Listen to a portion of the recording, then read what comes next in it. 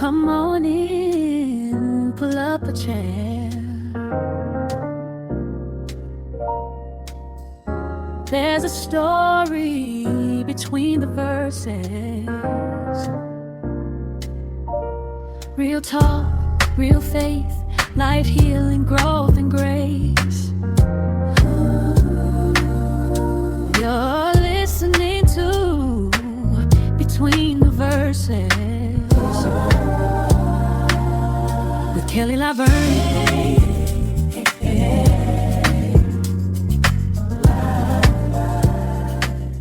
Welcome to Between the Verses, real talk, real faith with Kelli LaVerne. This is Eavesdrop, where we listen a little closer to the women between the verses. All right, girlfriends and guys too, in case they're listening in, today we need to have a talk. But first, gotta do this, gotta jump in here, but first, let me know what you think about the intro and outro songs or little jingle. You know, I'm trying to tweak things as we go along, make them a little better. So let me know. I think it's been out there for about 4 or 5 episodes now. And the best way you can let me know is to join our online community on Facebook. How about that? Just search for Between the Verses Podcast Community. Make sure you get the right one, Between the Verses Podcast Community. Join us there and you can comment and connect with other listeners. You can interact and provide your feedback. So I'd love for you to join. I know some people may not be on Facebook, and we'll work things out later on. And I also know that, you know, depending on where you're listening on what platform, you can comment there. But I really want a central place to kind of get all the comments and all the interaction so we can connect and, you know, everybody just be on the same page, right? Oh, and one more thing. I have another surprise guest, surprise, who'll be joining us soon. So please stay tuned for that. You don't want to miss it. Remember, new episodes drop on Mondays. Remember to like, subscribe, and share. And I thank you for being here. Whew. All right, now we can talk. So, okay, listen, we need to talk about Jael. And I already know what some of y'all are thinking. Who? Who? Jael? Oh, goodness. Yes. Because if we're honest, most people know about Eve, know about Ruth, know about Esther, but Jael? Jael is one of those women people accidentally skip over until they find out what she did. And then suddenly nobody forgets her. We already know, but I'm going to give you the rundown. We do this every episode. Eve, she was about influence. Sarah, waiting. Leah was about being overlooked. Rachel was about feeling like something was still missing, even though getting what you want. Ruth, that was about choosing faith before the outcome.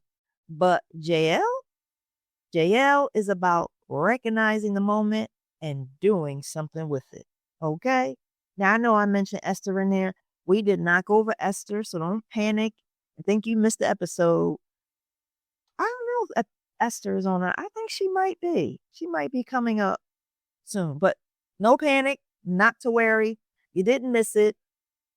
But I just wanted to slip her in there, maybe to pique your interest a little bit. But anyway, so Jael. Now, her story can be found in the book of Judges. Judges chapter 4. Verses 8 to 24. And then Judges chapter 5, verses 24 to 27. So I encourage you, you know, if you don't know who she is, read it.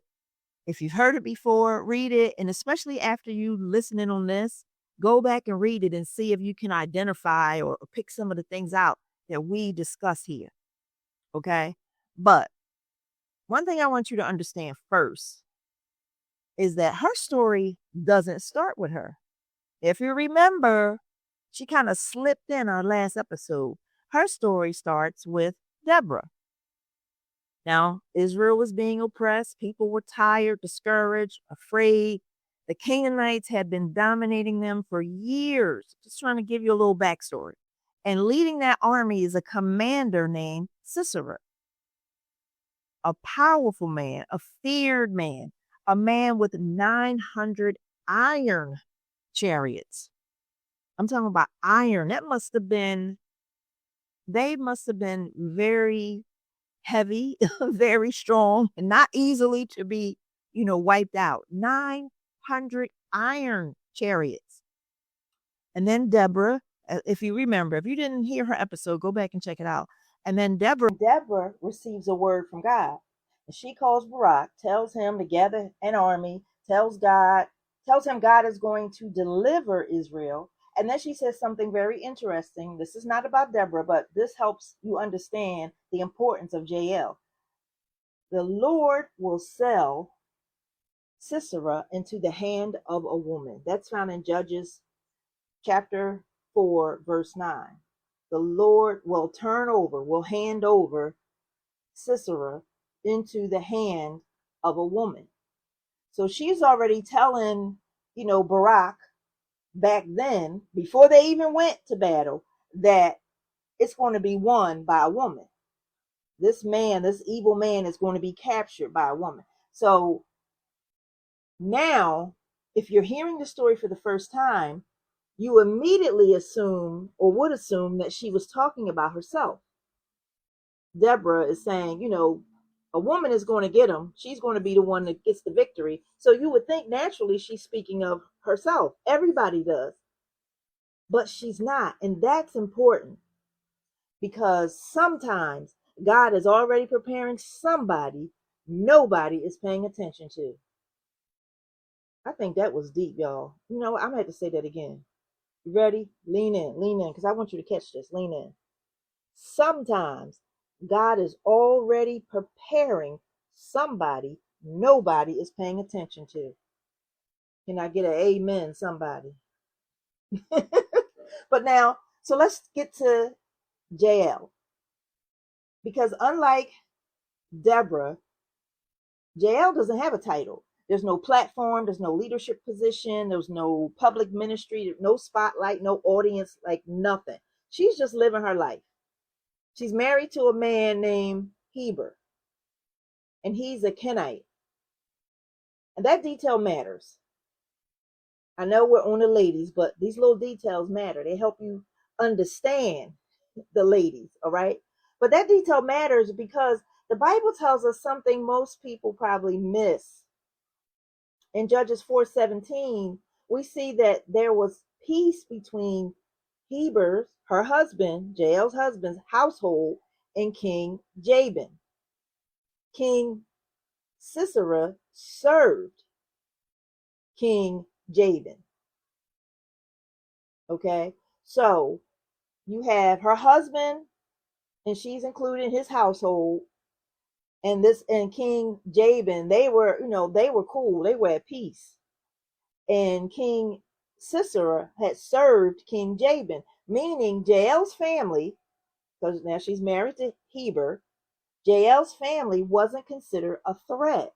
There was an alliance, an understanding, a relationship, which means Sisera would have viewed her household as safe.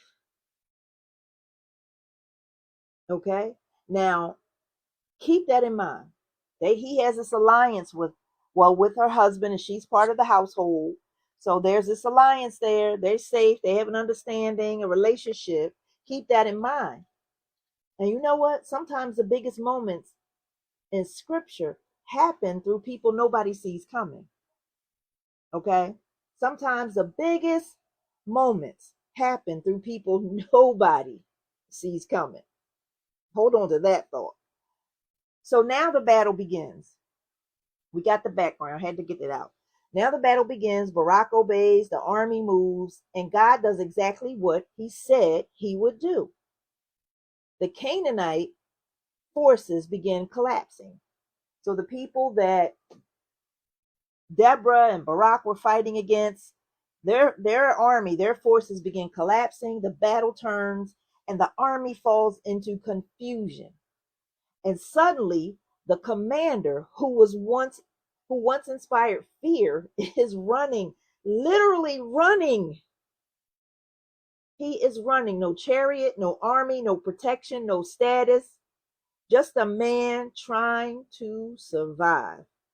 And honestly, that image alone is worth sitting with. Because sometimes, girlfriends and guys too, sometimes the things that intimidate us the most aren't nearly as strong as they appear. You know, we're so afraid, we're scared, and we find out that person is scared as well.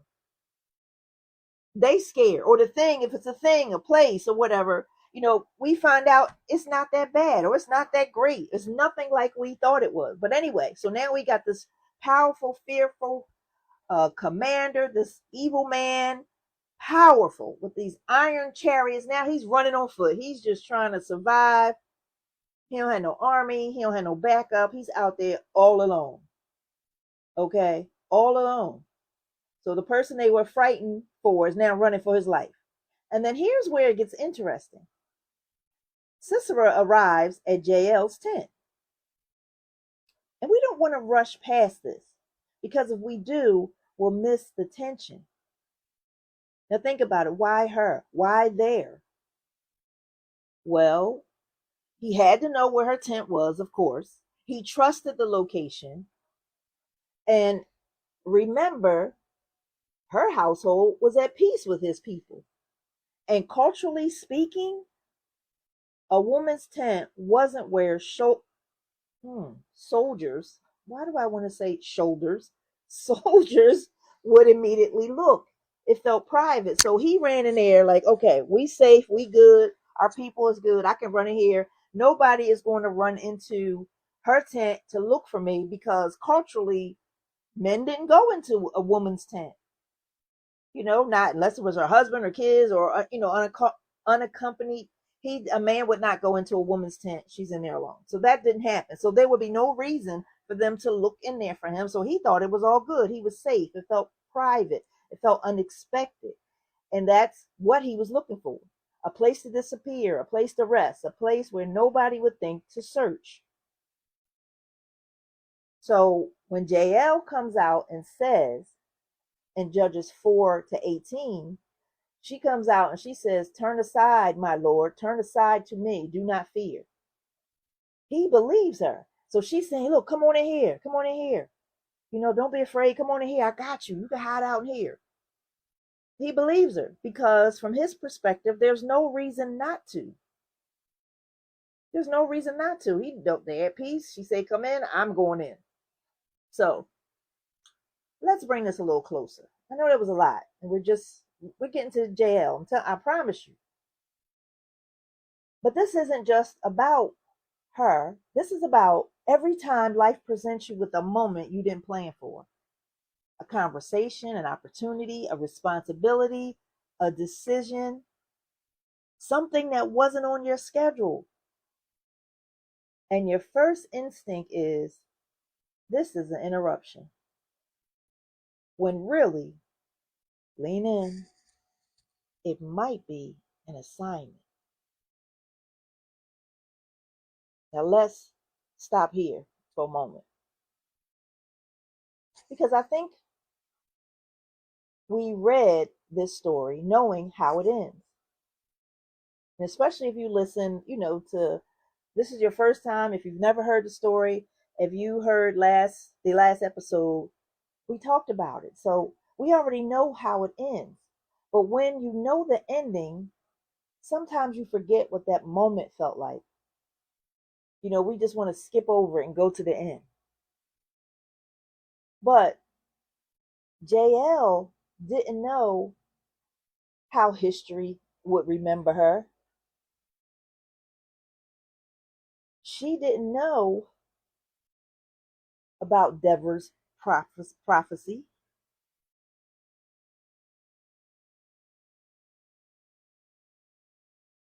Don't say nothing. I'm recording and nothing's happening.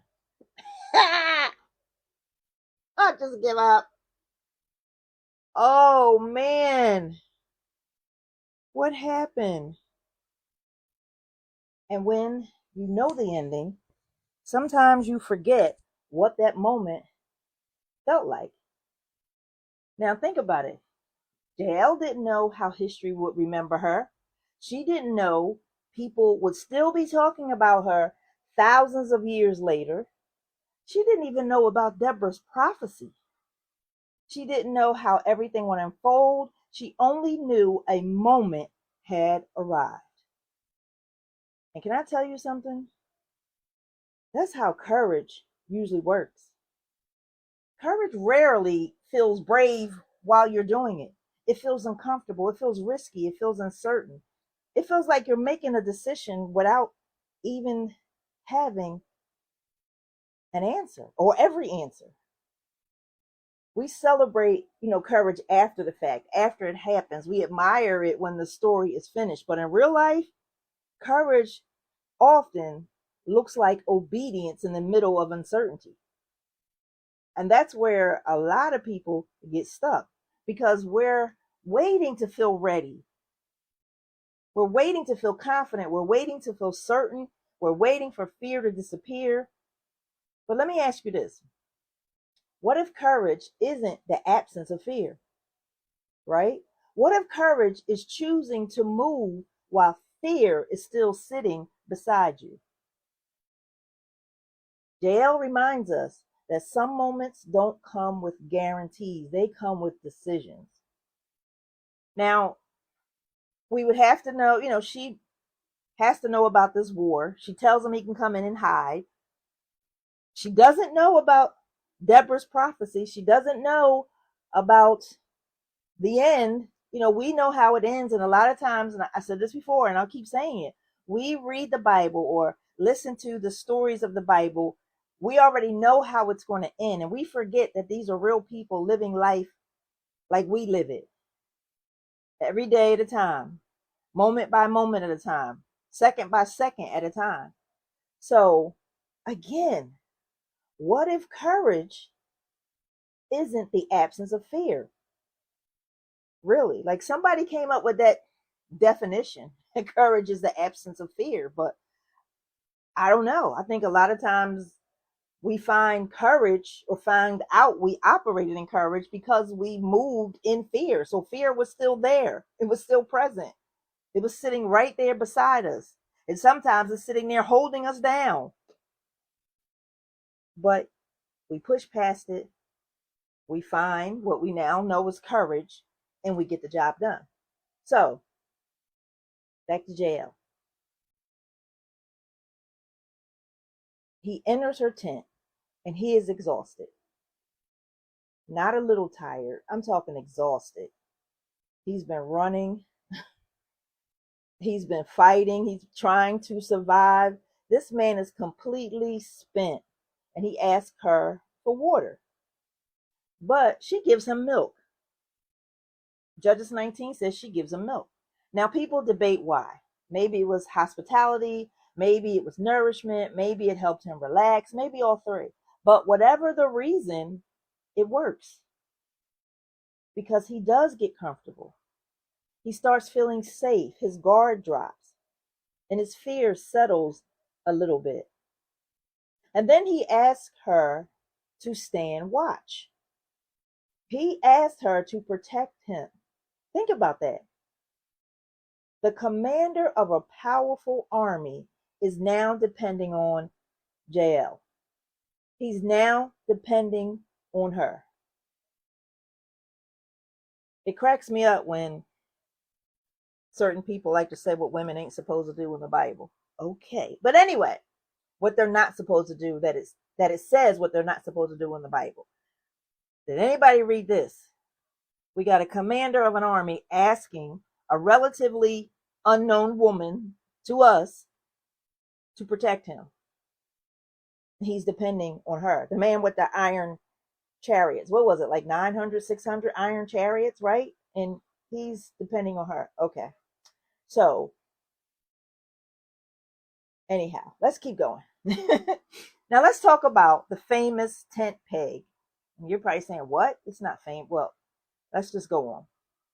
People act like Jael suddenly became a warrior, but that's not what really happened.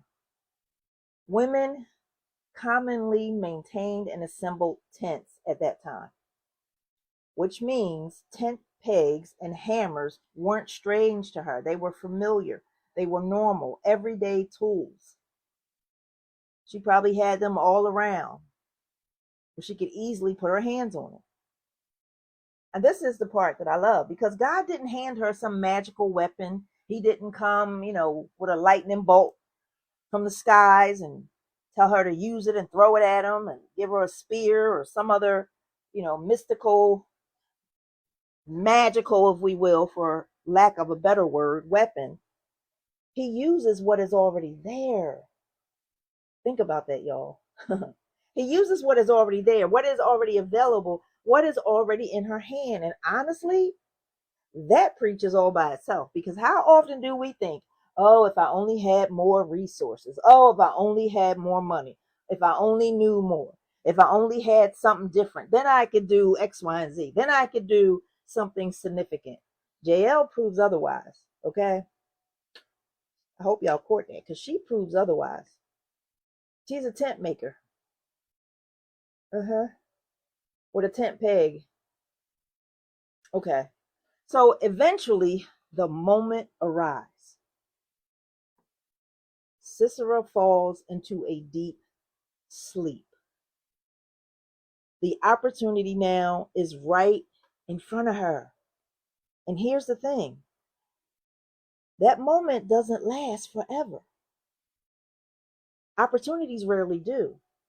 There comes a point where you either act or you don't. And she does. Decisively, without hesitation. And in that moment, Deborah's prophecy is fulfilled. In that moment.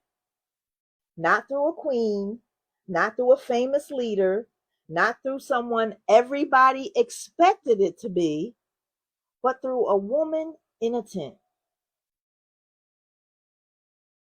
So let's talk. Because here's the real tea. Here's the real story. The tent peg, the actual peg, isn't the story. The moment is. Everybody focuses on what she did, but the deeper question is, what did she recognize? Because everybody else was watching the battlefield. Everybody else was watching Deborah. Everybody else was watching Barak. Meanwhile, the fulfillment of God's word was quietly walking toward a woman's tent. The fulfillment of his word was quietly walking towards a woman's tent. Think about that. God said the battle would be won, or Sisera would be handed over to a woman. It would be won by a woman. She didn't have to go out and look for him. She didn't have to go out and find him. Right? He walked to her. And that's how life works sometimes. We keep looking for purpose in big places, in public places, important places, visible places. And God is moving somewhere ordinary, somewhere quiet, somewhere nobody expects, including us. The real tea is this. Your biggest moment may not arrive looking important. It may arrive disguised as an interruption, a responsibility, a conversation, a decision. And if you're always waiting for something dramatic, you might miss something significant. You know what else stands out to me? She wasn't trying to be famous. She wasn't trying to build a platform. She wasn't trying to go viral. She wasn't creating content. She wasn't building a brand. She wasn't trying to make history. She was simply present when her moment arrived. And honestly, that's a word for a lot of us. Because some spend so much time looking ahead that they miss what's right in front of them. Sometimes purpose isn't hiding in your future. Sometimes purpose is sitting in today's assignment. It's sitting in today's interruption. All right, so here's our Monday move. For those that may be listening for the first time, this Monday move came about because we're not just hearers, we're doers. We hear something, we act on it. Right? We hear the word, we get revelation, we get in between these verses and we act on it. So here's the Monday move. Ask yourself, what interruption have I been dismissing that might actually matter? What interruption have I been dismissing that might actually matter? What conversation, what opportunity, what responsibility, what unexpected moment? And then ask, what if this is more important than I realize? What if it's more important than I realize? So if you're feeling ordinary, overlooked, or like your life isn't positioned for anything significant, let me say this clearly. Jael wasn't looking for history. History found her. And when her moment arrived, she was ready. Not because she had special tools, not because she had special training, not because she had a title, not because she had a platform, but because she recognized the moment. See, here's what I keep coming back to. Deborah received the prophecy. Barak fought the battle. But Jael finished the assignment. Everybody had a role. Everybody had a part. And none of them could be somebody else. Girlfriend. Okay, and guys. Lean all the way in. All the way in. Close as you can get. Stop measuring your assignment against somebody else's. Stop comparing your role to theirs. Stop assuming your contribution doesn't matter because it looks different. God doesn't need you to be Deborah. God doesn't need you to be Barak. God doesn't need you to be anybody else. He just needs you to be faithful when your moment arrives. All right, I'm going to leave that right there because Jael's story, it reminds us purpose doesn't always arrive with the spotlight. Sometimes it arrives disguised as a moment.